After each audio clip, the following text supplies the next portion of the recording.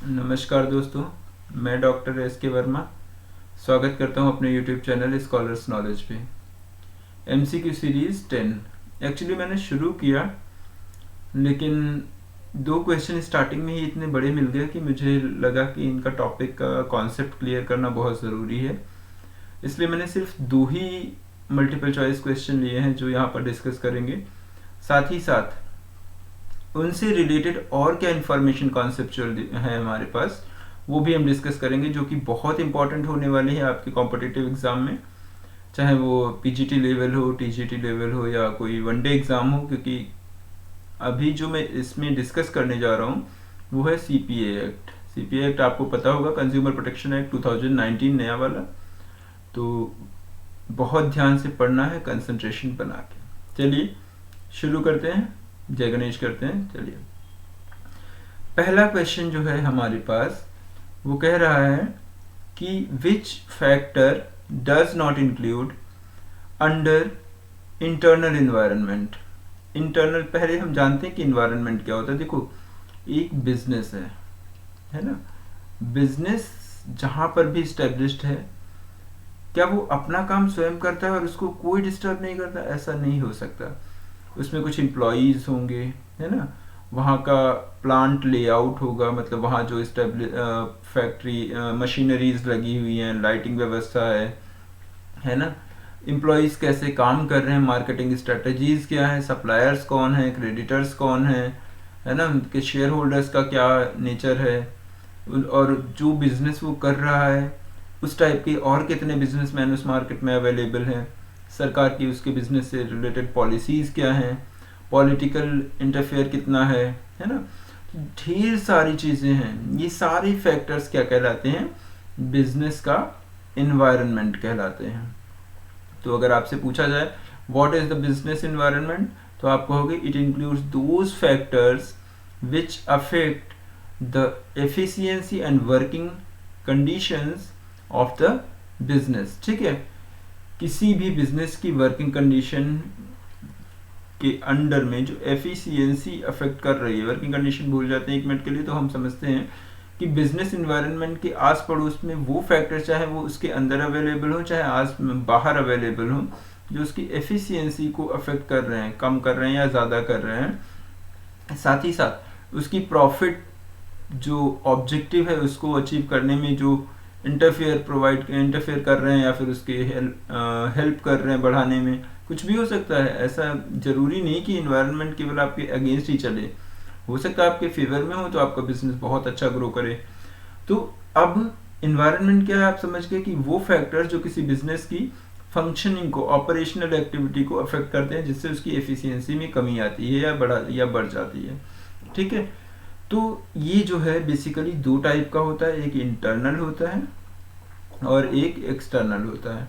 Internal यहाँ पर पूछा जा रहा है कि इंटरनल कौन सा है, इंटरनल कौन सा नहीं है, नॉट इंक्लूड पूछ रहे हैं। ठीक है, तो आगे देखते हैं, पहले हम समझ लेते हैं एक्सटर्नल और इंटरनल, फिर हम क्वेश्चन पे सीधे आंसर देखते हैं। ठीक है, इंटरनल का मतलब जो बिजनेस के अंदर अवेलेबल हो, है ना, जो बिजनेस के कंट्रोल के अंदर हो, मतलब जो कंट्रोल किए जा सकते हैं। देखो, अगर आपको अपने बिजनेस का मोटिव डिसाइड करना है, चेंज करना है विजन, आप चेंज कर सकते हो, बिल्कुल। एथिकल वैल्यूज आप पे डिपेंड करती हैं, आप फॉलो कर रहे हो या नहीं कर रहे हो। वर्किंग कंडीशंस कैसी हैं, मैनेजमेंट का अंदर स्ट्रक्चर कैसा है, आपके एम्प्लॉयज़ के साथ रिलेशनशिप कैसे हैं, मार्केटिंग की क्या स्ट्रेटजी होनी चाहिए, रिसर्च एंड डेवलपमेंट करके हम नया इनोवेशन करके नए प्रोडक्ट कैसे लॉन्च करें, कौन कौन सी टेक्नोलॉजीज मार्केट में अवेलेबल हैं जिनको हम मंगा करके अपने बिजनेस को और एक्सपेंड कर सकें, है ना। तो ये सब क्या है, ये सब है इंटरनल इन्वायरमेंट। ठीक है, और भी अब हम देखते हैं एक्सटर्नल। ये देखो, एक्सटर्नल को अगेन हम लोग 2 पार्ट में बांट लेते हैं, एक माइक्रो, दूसरा मैक्रो। माइक्रो मतलब जो कुछ हद तक एक बिजनेस कंट्रोल कर सकता है, जैसे customers, public, financiers, competitors, suppliers. Answer यही है, ऊपर वाले क्वेश्चन का भी देखते हैं, बताते हैं। मैक्रो में जो बिल्कुल कंट्रोल नहीं किए जा सकते एक बिजनेस के द्वारा, और उस बिजनेस को इन्हीं सारी इन्वायरमेंट या फैक्टर्स के तहत अपना काम करना होता है। socio cultural, political and government, demographic, global. These are all factors includes in macro environment. ठीक है, तो हम देखते हैं आंसर इसमें मिल गया कि हमारे इंटरनल में स्ट्रेटजी आता है, स्ट्रक्चर आता है, मार्केटिंग कैपेबिलिटीज आती हैं, लेकिन सप्लायर्स जो है वो एक्सटर्नल का हिस्सा है, जो कि माइक्रो इन्वायरमेंट में आ रहा है, एक्सटर्नल वाले। ठीक है, अभी हम लोगों ने पढ़ा। ठीक है, ये मैंने ग्राफ बना दिया था, ये जो पिक्चर बना दी थी, अगर आपको अच्छी लग रही है तो इसको स्क्रीनशॉट ले लेना ताकि आपके काम आ जाए। नेक्स्ट क्वेश्चन पूछ रहा है कि वो टाइम लिमिट बताइए कि एक कंज्यूमर को कंप्लेंट फाइल करने के लिए ज़रूरी है। मतलब अगर किसी कंज्यूमर ने कोई सामान खरीदा, मान लेते हैं मैंने एक मोबाइल खरीदा और मोबाइल 2 दिन बाद डिफेक्टिव निकल गया है ना, ख़राब निकल गया, या फिर जो उसमें बताया गया था जो जो चीज़ें वो नहीं थी, है ना, तो हम इसकी कंप्लेंट कब तक फाइल कर सकते हैं। तो अगर मैंने आज की डेट में, जो कि डेट है 23 जनवरी है ना, 23 जनवरी 2022, आज खरीदा, आज ही खराब निकल गया, तो अगले 2 साल के भीतर, मतलब 2024 22 जनवरी 2024 तक हम इससे रिलेटेड कंप्लेंट फाइल कर सकते हैं कहीं भी। 3 फोरम हमें प्रोवाइड किए गए हैं कंज्यूमर प्रोटेक्शन एक्ट में, एक डिस्ट्रिक्ट है, स्टेट है और नेशनल फोरम है ना, तो हम इनको वहां पर क्या कर सकते हैं, फाइल कर सकते हैं within 2 years of the, ये लिखा है हमने, from the date on which cause of action has arisen. हालांकि ये क्वेश्चन 2019 का है, ये पेपर हुआ था 19 फरवरी को, और तब तक ये जो नया वाला कंज्यूमर प्रोटेक्शन एक्ट है ये लागू नहीं हुआ था। नया वाला कंज्यूमर प्रोटेक्शन एक्ट लागू हुआ है 20 जुलाई 2022 को। ये क्वेश्चन पूछा जा सकता है, आप याद कर लीजिए, है ना। तो इसका आंसर क्या होगा, आप वो टाइम लिमिट बताइए कि जिस दिन आपका नुकसान हुआ उस डेट से कितने टाइम पीरियड के भीतर आपको कंप्लेंट फाइल करनी है। अगर वो फाइल करते हो तब आपकी सुनवाई होगी, अगर नहीं उतने टाइम पीरियड में फाइल कर पाए आप तो आपकी सुनवाई नहीं होगी। तो वो टाइम पीरियड है 2 साल। जिस डेट को आपका नुकसान पता चला, डेफिशिएंसी पता चली, है ना, उस डेट से अगले 2 साल के भीतर आपको वो कंप्लेंट फाइल करनी ज़रूरी है। ठीक है, अगर आप फाइल करते हो तो आपकी सुनवाई होगी। ठीक है, अभी एक चीज़ और आ गया है कि बहुत इंटरेस्टिंग चीज़ है कि अगर आपने कंप्लेंट फाइल कर दी और कोई भी रिस्पांस नहीं आता है ना, 30 दिन या 45 दिन या 50 दिन, वो हम बताएंगे भी, आगे चल के डिस्कस करेंगे कि तब क्या होगा। बिना रिस्पांस आए आप कैसे मान लोगे कि आपका कंप्लेंट फाइल हुई या नहीं हुई, है ना। सबसे पहले चूंकि हम यहीं पर 2 ही क्वेश्चन ले पाए, क्योंकि जैसे ही हमारे सामने कंज्यूमर प्रोटेक्शन एक्ट का क्वेश्चन आ गया तो मैंने सोचा क्यों ना हम लोग नया वाला कंज्यूमर प्रोटेक्शन एक्ट पूरा पढ़ लें। ठीक है, ये क्वेश्चन का आंसर दोनों ही कंज्यूमर प्रोटेक्शन एक्ट के तहत सही माना जाएगा, चाहे वो पुराना 1986 वाला हो और चाहे 2019 वाला हो। दोनों केसेस में यही दिया गया था कि 2 साल, जिस डेट को आपका नुकसान पता चला, है ना, उस या डिफेक्टिव पता चला प्रोडक्ट, उस डेट से आने वाले 2 साल के भीतर आपको वो कंप्लेंट फाइल करनी है। ठीक है, वो 2 साल की टाइम लिमिट है। आइए शुरू करते हैं हम लोग CPA 2019। इसी में पूरा आज का लेक्चर जाएगा। ठीक है, देखते हैं कितना लंबा खींचेगा, है ना, और थकना नहीं है क्योंकि हम लोगों को काफ़ी अभी चीज़ें तैयार करनी है।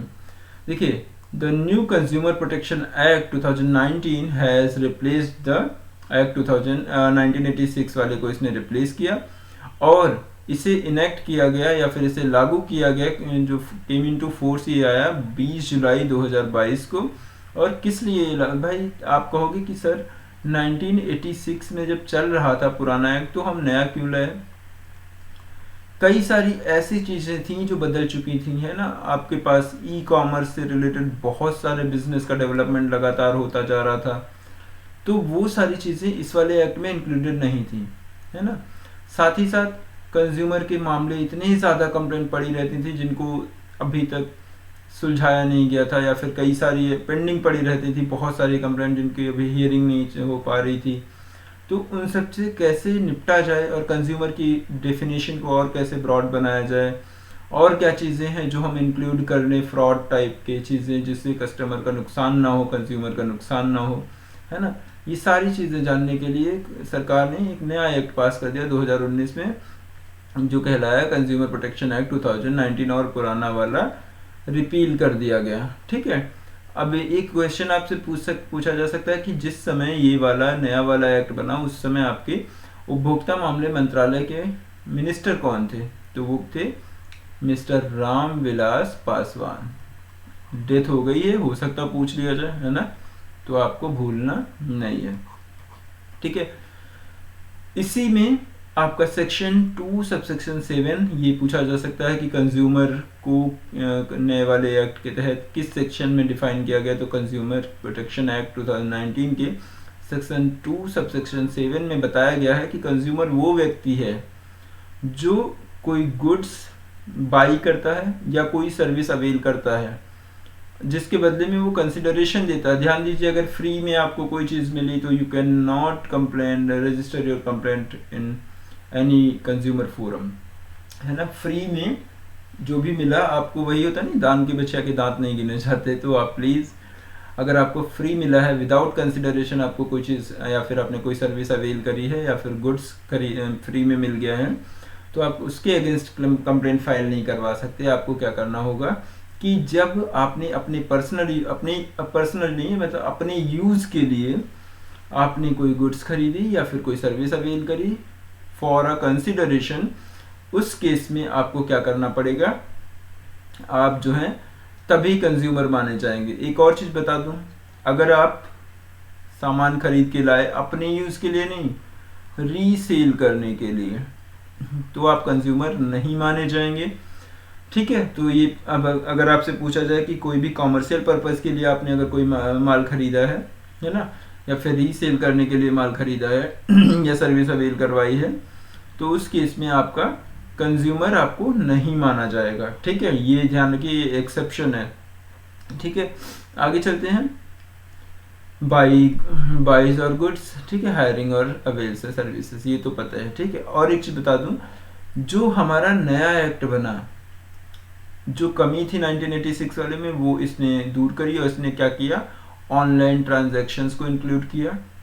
ठीक है, जो किए जाते थे इलेक्ट्रॉनिक्स मीन्स से, direct selling, teleshopping, multi level marketing, इन सब से जो हम ट्रांजैक्शंस करते थे, ये सारी चीज़ें हमारे पुराने वाले एक्ट में इंक्लूडेड नहीं थी, तो अब हमने इनको अपने में इंक्लूड कर लिया। ठीक है, ये तो रहा हमारा ब्रीफ अबाउट 2019 एक्ट। ठीक है, एक और चीज़ है जो बहुत इंपॉर्टेंट है कि हमारे जो न्यू CPA 2019 है, उसके सेक्शन 2 सबसेक्शन 47 में अनफेयर ट्रेड प्रैक्टिसेस के बारे में बताया गया और इनको डिफाइन किया गया। इस हिसाब से इन्होंने पूरे पॉइंट वाइज ही डिफाइन करवा दिया, मैंने बहुत आसान वे में बताया है। ठीक है, तो अगर आपसे कहा जाए व्हाट आर द फीचर्स, या फिर आपसे पूछा जाए कि आप कैसे बताओगे कि ये अनफेयर ट्रेड प्रैक्टिस है, तो यही चारों पॉइंट अगर आपको याद है तो आप बिल्कुल इसको आराम से एक्सप्लेन कर पाओगे।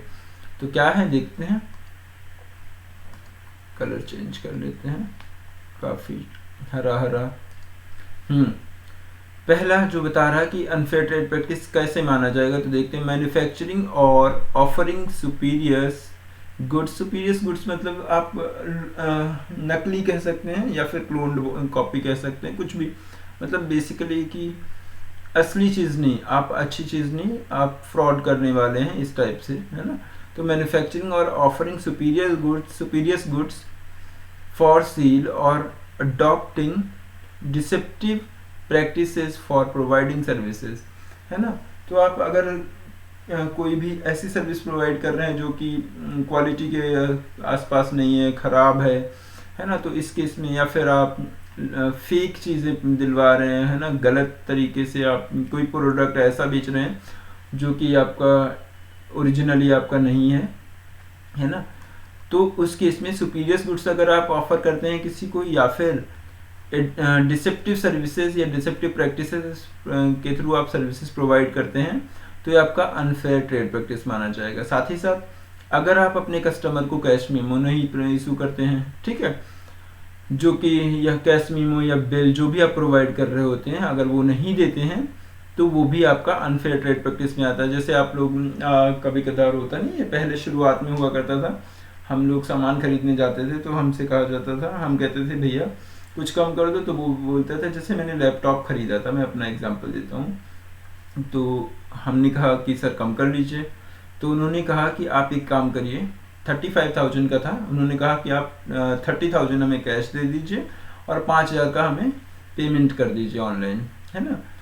तो जो कैश हमने दिया उसका बिल हो सकता है वो ना देते, हालांकि दिया उन्होंने, अगर वो बिल नहीं देते तो उस केस में हमारा क्या हो जाता है, ये अनफेयर ट्रेड प्रैक्टिस हो जाता है। हालांकि इसका ये बेस्ट एग्जांपल नहीं है, लेकिन मैं एक बात बता रहा हूँ कि अगर आपने कोई भी सामान खरीदा और आपको कैश में वो नहीं दिया जा रहा है या बिल नहीं दिया जा रहा है, उसका इनवॉइस नहीं दिया जा रहा, तो you can say that it is unfair trade practice. साथ ही साथ refusing to withdraw, take back or discontinue defective goods and services and refund the consideration taken thereof within the time period stipulated in the bill or within 30 days if there is no such provision in the bill। देखो, अगर आपको लगता आप सामान खरीदे और आप वापस करने गए, है ना, और क्या हुआ, उसने मना कर दिया कि हम जो है वापस नहीं लेंगे, एक समस्या, ये माना जाएगा अनफेयर ट्रेड प्रैक्टिस। अगर ठीक है, आप ध्यान रखिए, बहुत सारी चीज़ें ऐसी हो रही हैं कि हम लोग अमीनाबाद मार्केट से कुछ खरीद के लाते हैं और फिर वापस करने जा रहे हैं, पता चलता है वो कहते हैं नहीं हम वापस नहीं लेते, ठीक है। तो लेकिन इस समय मैं देख रहा हूँ, इस समय आपको कोई दुकानदार ऐसा नहीं मिलेगा जो आपका सामान जो बेचा हो और आप वापस करने जाएं तो वापस ना ले। मुझे लगता है वो लोग ज़्यादा अवेयर हैं इससे रिलेटेड, है ना। तो अगर कोई भी शॉपकीपर जिससे आपने सामान खरीदा है वापस करने जा रहे हैं और वो मना कर देता है वापस लेने से, तो ये क्या होगा, अनफेयर ट्रेड प्रैक्टिस होगा, ठीक। या फिर आपका पैसा वापस करने से मना कर देता है, रिफंड द कंसिडरेशन, ठीक, तो ये जो है ये भी अनफेयर ट्रेड प्रैक्टिस माना जाएगा। या फिर उसके अगर बिल में लिखा है कि इतने टाइम पीरियड के, जैसे कहीं कहीं लिखा होता है कि वापसी करने का जो टाइम पीरियड है वो 1 हफ्ता, 15 दिन, 45 दिन, तो उतने टाइम पीरियड के बाद अगर आप वापस करने पहुंचते हैं तो नहीं माना जाएगा, ठीक है। लेकिन हाँ, अगर आपके बिल में कुछ भी नहीं लिखा है कि कितने दिन के भीतर आप आओगे, तो 30 दिन के भीतर आपको बिल अगर आप सामान वापस करने चाहते हो तो you can take your money back, ठीक है। आगे चलते हैं, 4th point, disclosing personal information of the consumer to any other person not in accordance with the prevailing laws। ये है कि अगर आप किसी कस्टमर के, आपका जो रेगुलर कस्टमर है या फिर कभी रेयर आता है, आपका कंज्यूमर होना चाहिए, आपके यहाँ से सामान खरीद रहा है और आप उसकी पर्सनल इन्फॉर्मेशन किसी और को दे देते हैं, ठीक है, तो इस केस में भी ये भी आपका अनफेयर ट्रेड प्रैक्टिस माना जाएगा। तो ये चारों पॉइंट आपको लर्न कर लेने हैं, ठीक है। एक केस जो बहुत इंपॉर्टेंट है, आगे चलते हैं, बताते चलते हैं इसको। देखो, जो पुराना वाला एक्ट था उसमें ऑनलाइन मिसलीडिंग एडवर्टाइजमेंट के बारे में बात नहीं करी गई थी और ना ही अनफेयर ट्रेड प्रैक्टिस के बारे में बात करी गई थी, ठीक है। तो इस केस को अब 2019 में ऐड किया गया, इसीलिए इसको और पढ़ाया गया। कॉन्सेप्ट एक और बहुत इंपॉर्टेंट है, सेक्शन 2 सबसेक्शन 46, जो बताता है कॉन्सेप्ट ऑफ अनफेयर कॉन्ट्रैक्ट। ये क्या होता है, देखो बहुत बढ़िया एग्जांपल है, जैसे मैंने एक ज़मीन खरीदी है ना, बिल्डर ने कहा बना के देंगे हम, आप जो है हमको 25 लाख रुपये दे देना। हमने कहा ठीक है। हमने क्या किया, 15 लाख तुरंत दे दिए और 10 लाख के लिए हमने कहा कि सर हम अब 1 साल के भीतर दे देंगे, ठीक। उसने कहा ठीक है। बोला कि भाई साहब अगर आप 1 साल के भीतर नहीं देते हैं तो आप हमको 12% इंटरेस्ट देंगे पर मंथ। हमने कहा ठीक है, दे देंगे, ठीक है।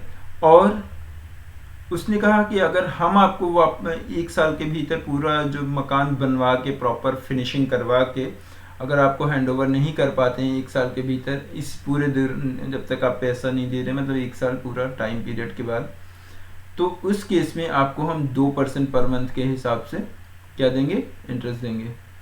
तो हम कहेंगे भैया ऐसा कैसे आप कर सकते हो कि 12% हमसे ले रहे हो, अपने आप सिर्फ 2%, तो ये क्या कहलाएगा, ये अनफेयर कॉन्ट्रैक्ट कहलाएगा, ठीक है। समझ गए, मतलब अपनी तरफ से आप अपना फायदा देख लेते हो, जैसे कभी कदार हम लोग कहते हैं कि शर्त लगाते हैं और कहते हैं अगर तुम जीते तो तुम हमको 500 रुपये दोगे और तुम हारे तो तुम हमको 200 रुपये दोगे। तो दोनों तरफ से उसी का नुकसान जब हम करवा रहे हैं, है ना, कस्टमर का नुकसान हो रहा, तो इस केस में इसको क्या कहेंगे, अनफेयर कॉन्ट्रैक्ट कहेंगे। ठीक है। और जो 1986 वाले कंज्यूमर प्रोटेक्शन एक्ट के तहत राइट्स थे कंज्यूमर के, वो आज भी हैं। कुछ नया नहीं, 6 राइट आपको बताए गए हैं, 6 के 6 राइट यहाँ पर भी हैं, है ना। इनको हम ब्रीफ में बता रहे हैं। सेफ्टी राइट, ठीक, राइट टू इन्फॉर्म्ड, उनको सूचना का अधिकार होना चाहिए, ठीक है। साथ ही साथ चूज करने, चुनने का अधिकार, कि आप ऐसे जैसे अमीनाबाद गए 10 शर्ट दिखा दी उसने, है ना, और 10 में से कह रहा नहीं यही ले लीजिए, यही ले लीजिए, आप यही लीजिए, यही लीजिए, फोर्स करके वो आपको पेन दे रहा है, तो ये नहीं हो सकता। आप अपनी मर्जी से चूज करने का राइट रखते हैं, ठीक है। साथ ही साथ आपकी सुनवाई होनी चाहिए, अगर आपको कोई प्रॉब्लम हो रही है या फिर आपको पूछना है ना, तो ये सारी चीज़ें आपको राइट टू बी हियर्ड, आपकी सुनवाई जरूर होनी चाहिए, ठीक है। और रिड्रेसल, अगर आपकी कोई समस्या आपको खराब लग, जैसे इस हियर्ड की सुनवाई की बात अगर मैं करूं, है ना, आपका प्रोडक्ट खराब निकला, आप गए कंप्लेन करने, है ना, तो आपकी कंप्लेंट रजिस्टर होनी चाहिए, ये आपका राइट है। इसके तहत आप क्या मतलब कोर्ट जा सकते हैं या फिर कंज्यूमर फोरम्स जो बनाए गए वहाँ जा सकते हैं, ठीक है। और जो आपने कंप्लेंट रजिस्टर करी उसका रेड्रेसल भी मिलना आपका राइट है, ठीक है। तो कंप्लेंट का रेड्रेसल मिलना आपका राइट है। साथ ही साथ आपकी कंज्यूमर एजुकेशन, जिसको हम लोग कंज्यूमर अवेयरनेस कहते हैं, है ना, कंज्यूमर एजुकेशन भी आपका राइट है, ठीक है। आगे चलते हैं। जो 2019 का एक्ट है, इसके तहत एक नई बॉडी बनाई गई, सेंट्रल कंज्यूमर प्रोटेक्शन अथॉरिटी, ठीक है। इसका आगे काम भी मैं समझाऊंगा, इसको ब्रीफ में यहाँ बता दे रहा हूँ, ठीक है। 2019 के एक्ट में central consumer protection authority establish करी गई, किस लिए, to regulate matters involving violation of consumer rights. जो ऊपर 6 राइट की बात हमने करी है, अगर उन 6 में से किसी भी राइट का वायलेशन होता है या मिसलीडिंग और फॉल्स गलत एडवर्टीजमेंट किया जा रहा है, जैसे कई सारे, एक ऐसे कुछ था कि आप अगर हाँ, एक बहुत बड़ा एग्जांपल जो परफ्यूम का था, शायद कुछ समय पहले मैंने देखा था, उसमें आता था प्रचार वगैरह में, तो एक व्यक्ति होता है कि वो लगाता है परफ्यूम और आंधी आ जाती है, एकदम से तूफान आ जाता है, सब शर्ट वर्ट फट जाती है, लेकिन उसकी परफ्यूम उसमें चपकी रहती है ना।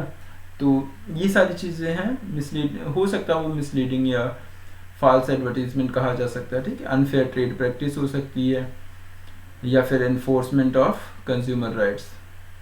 ये सब, इन सब से बचाव के लिए बेसिक चीज़ ये है कि अगर किसी कस्टमर के, किसी कंज्यूमर के राइट का अगर वायलेशन होता है, तो उसके बचाव के लिए, उसको प्रोटेक्ट करने के लिए सेंट्रल कंज्यूमर प्रोटेक्शन अथॉरिटी बनाई गई 2019 के एक्ट के तहत, ठीक है। और इसके मेंबर्स को अपॉइंट करता है सेंट्रल गवर्नमेंट, किसके तहत, इसी एक्ट के तहत। और किसकी हेल्प से करता है, जो सेंट्रल कंज्यूमर प्रोटेक्शन अथॉरिटी के तहत, ठीक है। साथ ही साथ ये अथॉरिटी में चीफ कमिश्नर होता है और उसके साथ ही साथ अदर मेंबर्स होते हैं, ठीक है। आगे चलते हैं। मिसलीडिंग एडवर्टीजमेंट के तहत पेनाल्टी ठोकी गई है ना। तो देखो, सरकार ने 2019 एक्ट के तहत सेक्शन 221 सबसेक्शन 4 के तहत बोला है कि अगर कोई पर्सन पब्लिश करता है फॉल्स या मिसलीडिंग एडवर्टीजमेंट, ठीक है, तो उसको पनिश किया जा सकता है, इम्प्रिजनमेंट भी दिया जा सकता है और पेनाल्टी भी डाली जा सकती है। और साथ ही साथ पेनाल्टी कितने की हो सकती है, maximum up to 10 lakh rupees, ठीक है। और फर्दर सेक्शन 21 सबसेक्शन 3 कहता है कि CCPA मतलब central consumer protection authority prevent कर सकती है endorser of any such misleading और false advertisement from endorsing any other products, ठीक है। इसको इतना डीप में मत जाओ, आपसे MCQ में यही पूछा जा सकता है कि मिसलीडिंग या फॉल्स एडवर्टीजमेंट के केस में कितने हमें पेनाल्टी कितनी बताई गई है, तो आप बोलोगे 10 लाख, ठीक है।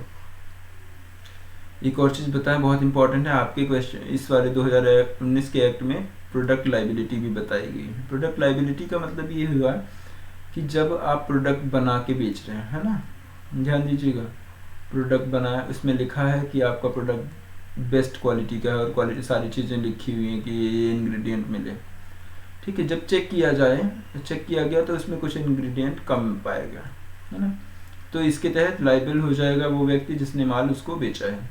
और लाइबल कौन कौन होता है, ध्यान दो, प्रोडक्ट बनाने वाला मतलब मैन्युफैक्चरर, मैं लिख नहीं रहा हूँ, चलो लिख देता हूँ ताकि आपको समझ में आए। लाइबिलिटी मैन्युफैक्चरर की होगी, सर्विस प्रोवाइडर की होगी अगर सर्विस का केस है, ठीक है, प्रोवाइडर। साथ ही साथ जो सेलर है भाई, जरूरी थोड़े, क्योंकि सेलर भी अपना सामान बेचने के लिए, है ना, वो समझाते हैं कस्टमर को, बताते हैं कि इस टाइप का ये इसकी फीचर हैं, ये चीज़ें आपसे ये फैसिलिटीज़ होंगी। तो 3 लोग आपके प्रोडक्ट या सर्विस अवेल करने पर अगर कोई नुकसान या डेफिशिएंसी पाई जाती है तो 3 लोग लायबल होंगे। एक मैन्युफैक्चरर हो सकता है अगर प्रोडक्ट के केस में है, और वो प्रोडक्ट अगर किसी रिटेलर के थ्रू बेचा जा रहा तो वो रिटेलर भी लायबल होगा। साथ ही साथ सर्विस अगर है तो सर्विस प्रोवाइडर लायबल होगा, ठीक है। तो प्रोडक्ट लायबिलिटी में 3 लोग लायबल होते हैं। अब क्या क्या है पढ़ते हैं, मैं आपको ये चीज़ें आप पढ़ लीजिएगा, मैं यहाँ से शुरू करता हूँ। Product manufacturer will be held liable under section 84। Section पूछा जा सकता है कि प्रोडक्ट मैन्युफैक्चरर किस सेक्शन के तहत लायबल माना गया है, तो सेक्शन 84, ठीक है। The product has a manufacturing defect, बनने में खराबी है, गलत खराब बना है, गड़बड़ सड़बड़ है ना। डिफेक्टिव इन डिज़ाइन, डिज़ाइन गड़बड़ है, जैसी आपने दिखाई थी वैसी नहीं है। Does not follow the manufacturing specifications, मैंने अभी बोला था कि लिखा है कि कोई भी दवा है उसमें 4 टाइप के इंग्रेडिएंट्स मिले हैं, उसमें लिखा है मिले हैं, लेकिन वास्तव में जब चेक किया गया तो पाया गया कि 2 ही टाइप के इंग्रेडिएंट मिले, है ना। Does not conform to implied warranty, लिखा है कि वारंटी है इतने साल की, लेकिन उसके बाद में उसमें नहीं कंफर्म नहीं हो पा रहा, है ना। Does not contain adequate instruction for proper use of the product, अगर प्रोडक्ट में नहीं लिखा है, प्रोडक्ट देखो आप लोग दवाई लिखनी होती है ना, तो इसमें लिखा होता है इसको जो है 30 डिग्री सेल्सियस से ऊपर ना रखें, तो ये सारी चीज़ें अगर इंस्ट्रक्शंस नहीं दिए हैं तो इन सारी चीज़ों के लिए, इनसे अगर कोई भी प्रॉब्लम होती है कंज्यूमर को, तो कौन लायबल होगा, प्रोडक्ट मैन्युफैक्चरर लायबल होगा। ये सेक्शन 84 कहता है। सेक्शन 85 सर्विस प्रोवाइडर के केस में बोल रहा है, वो क्या कहता है कि to be liable under section the service provided shall be deficient, faulty, inadequate और इम्परफेक्ट एन एक्ट और negligence withholding any information responsible for the harm caused without adequate warning and instructions and without confirmation to express warranty and contractual terms।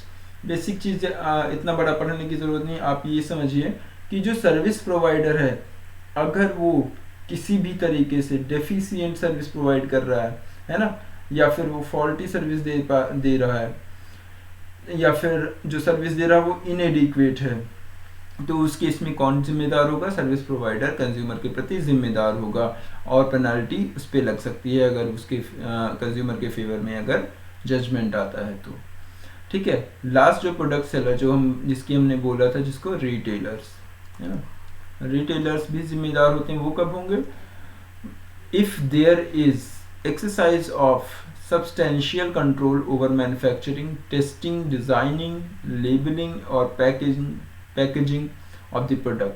अगर किसी भी product seller का क्या है, substantial control है, किसमें, किसी प्रोडक्ट को बनाने में, टेस्ट करने में, डिज़ाइन बनाने में, लेबलिंग करने में, पैकेजिंग करने में उसके, तो प्रोडक्ट सेलर भी लायबल होगा टुवर्ड्स कंज्यूमर।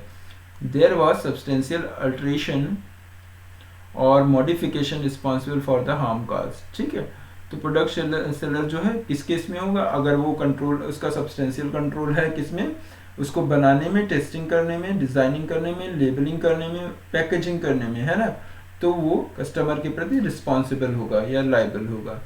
कुछ एक्सेप्शन है, कभी कदा लिखा होता है कि आप प्लीज़ इसको बच्चों से बचाएं दवा को, है ना, और आँख से दूर रखें, ढेर सारी चीज़ें इंस्ट्रक्शन दिए होते हैं और आप इंस्ट्रक्शन फॉलो नहीं करते हैं, फिर पहुंचते हैं खराब, जब गड़बड़ होता है तो आप पहुंचते हैं दुकानदार के यहाँ, तो दुकानदार लाइबल कैसे हो सकता है जब लिखा है आपने यूज नहीं किया, है ना।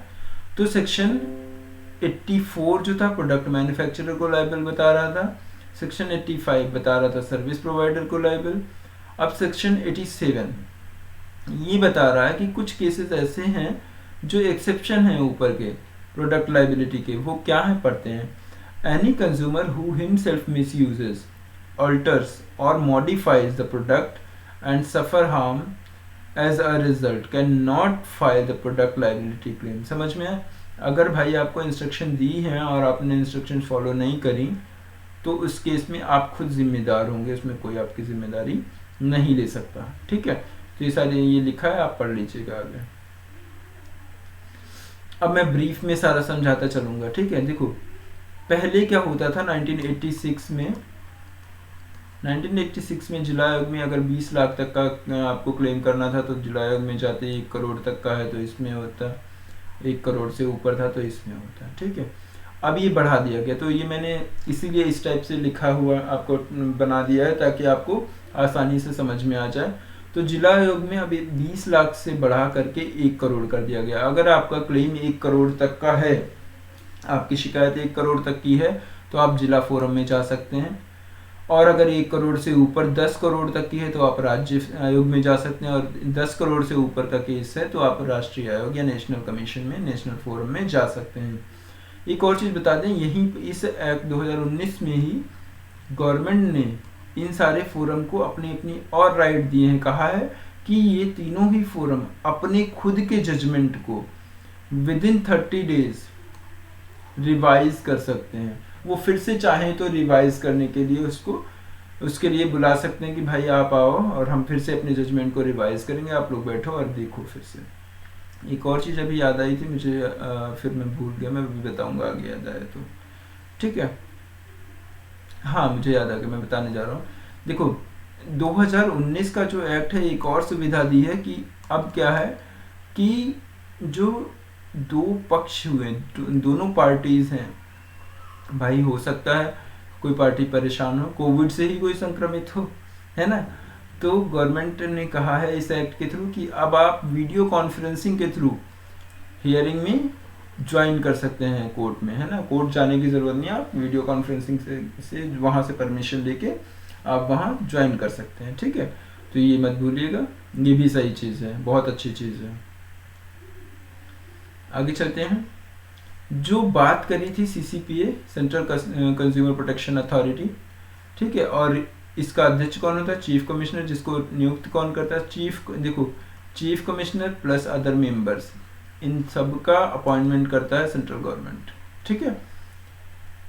CCPA के अधिकार क्या क्या हैं वो पढ़ लेते हैं, ना। उपभोक्ता अधिकारों और संस्थानों की कंप्लेंट अथवा प्रोसिक्यूशंस के उल्लंघन की जांच करता है ये। ध्यान दो, जो तीनों फोरम है वो तो अपना ध्यान देंगे ही, वो तो करेंगे ही काम, है ना। साथ ही साथ CCPA भी इन सारी चीज़ों का ध्यान रखता है कि किसी कस्टमर के जो या संस्थान के कस्टमर के अधिकार हुए, उन कंप्लेंट्स उन्होंने कंप्लेन किया और प्रोसिक्यूशंस जो हुए उनके तहत उनका अगर उल्लंघन होता है ना, तो उसकी जांच करने की जिम्मेदारी किसकी? CCPA की है। असुरक्षित वस्तुओं और सेवाओं को वापस लेने का आदेश देने का भी राइट किसके पास है? CCPA के पास है। अनफेयर ट्रेड प्रैक्टिसेस, ठीक है, या भ्रामक विज्ञापनों जिन्हें मिसलीडिंग एडवर्टीजमेंट को रोकने का आदेश देने का भी राइट किसके पास है? CCPA के पास है ना। एक चीज़ और बता दें, जो ऊपर हमने तीनों फोरम की बात करी थी, वो तीनों फोरम को क्वासी जुडिशियल बॉडी माना जाता है, ठीक है, अर्ध न्यायिक बॉडी माना जाता है, ठीक है। तो सेंट्रल कंज्यूमर प्रोटेक्शन काउंसिल, देखो 2019 का जो एक्ट है उसने एक तो दिया CCPA, ठीक, अथॉरिटी, प्रोटेक्शन अथॉरिटी, एक CCPC दिया, ठीक है, 2 बॉडीज डेवलप करी इन्होंने। प्रोटेक्शन काउंसिल, इसका काम क्या है? उपभोक्ता मुद्दों पर सलाहकार निकाय है, ये सलाह देता है, ठीक है। तो इसका जो अध्यक्ष होता है वो केंद्रीय उपभोक्ता मामलों के मंत्री जो होते हैं वो होते हैं। साथ ही साथ उनका कार्यकाल जो है 3 साल का होता है इस काउंसिल का, ठीक है। एक चीज़ और बता दें, ये भी नया टर्म जोड़ा गया है 2019 के एक्ट के तहत कि अगर प्रत्येक ई कॉमर्स इकाई को अपने मूल देश, ऐसा कोई ज़रूरी भाई, जैसे अमेजन है, अमेजन का ओरिजिन तो यहाँ से हुआ नहीं, वो तो अमेरिकन कंपनी है। तो उसका काम क्या है, उसको यहाँ पर बोला गया है कि अगर आप माल जो है अपना बिजनेस कर रहे हैं, यहाँ पर कोई भी ई कॉमर्स इकाई अगर अपना बिजनेस किसी दूसरे कंट्री में कर रही है, तो उसको अपने मूल देश समेत रिटर्न, रिफंड, एक्सचेंज, वारंटी और गारंटी, डिलीवरी, शिपमेंट आदि के बारे में सूचना देना अनिवार्य रखा गया। जब आप ऑर्डर करते हैं अमेजोन से तो वो आ जाता है कि आपका ऑर्डर कंफर्म हुआ, आपका शिप में रख दिया गया है, प्रोडक्ट लखनऊ पहुंचा है, कल डिलीवर हो जाएगा। एक एक चीज़ की जानकारी वो देते हैं, वो इसी में बोला गया है 2019 के एक्ट में कि आपको ये देना ज़रूरी है।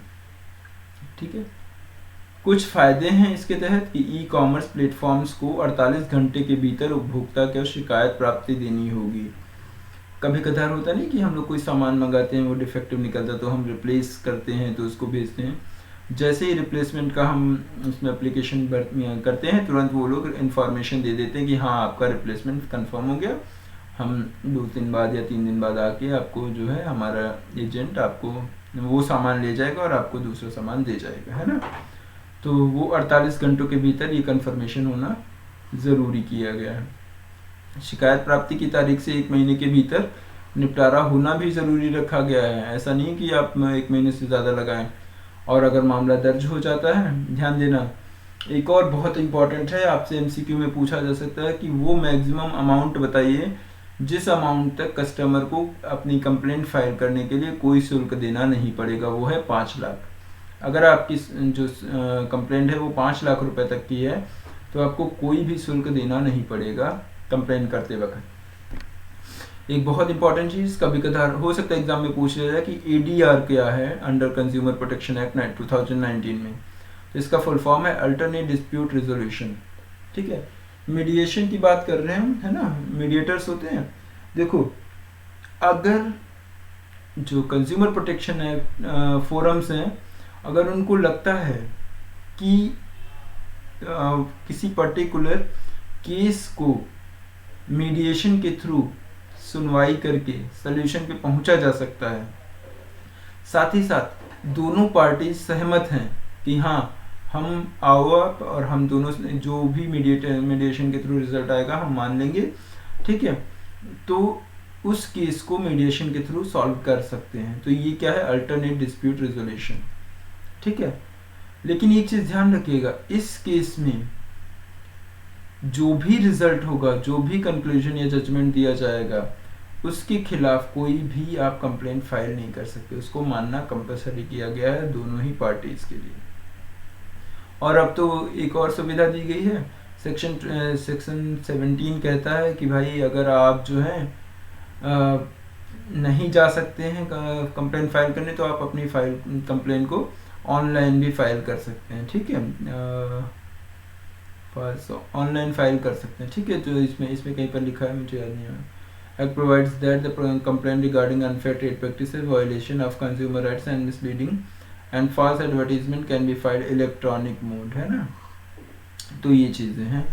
ठीक है, धन्यवाद दोस्तों, आज के लिए इतना काफ़ी है कंज्यूमर प्रोटेक्शन है। अगर कोई भी चीज़ मैंने गलत अगर एक्सप्लेन करी हो तो आप प्लीज़ कमेंट बॉक्स में मुझे लिखें, है ना, क्योंकि हो सकता है स्लिप ऑफ टंग हो गया हो। ठीक है, तो प्लीज़, लेकिन हाँ मैं आपसे रिक्वेस्ट करूँगा कि मेरे चैनल को ज़रूर सब्सक्राइब करें।